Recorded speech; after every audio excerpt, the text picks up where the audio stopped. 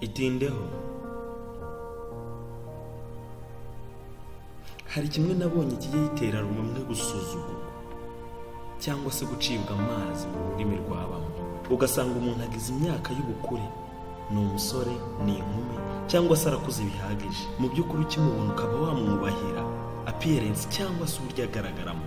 Yes, kuko uburyo agaragara urebye arabikwiye kubahwa. Ubushirizabi akenshi bikanadushuka cyane bitewe n'uburyo bagaragara, tukabona yuko bakwiye kubikwamo icyizere,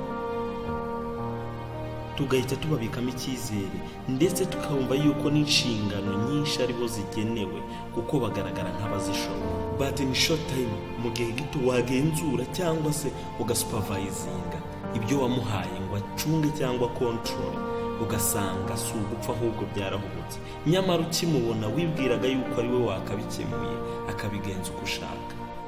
Itindeho. Why? Kuko mbere yo kugira iby'umushinga, you depended on his or her outsmartness, not mental one. Washingiye ku buryo agaragara, ntiwigeze wita ku bindi yagasaba. Abantu nk'abo bariho cyane, ugasanga beriho gukanga adversaire. Abantu bamwe babayeho byo gukanga adversaire, ugasanga agaragara nk'ufite ibyo abitse muri we, nyamara wamugerageza ugasanga they have nothing, nta na kimwe afite pe. My friend, gabanya ibikabyo.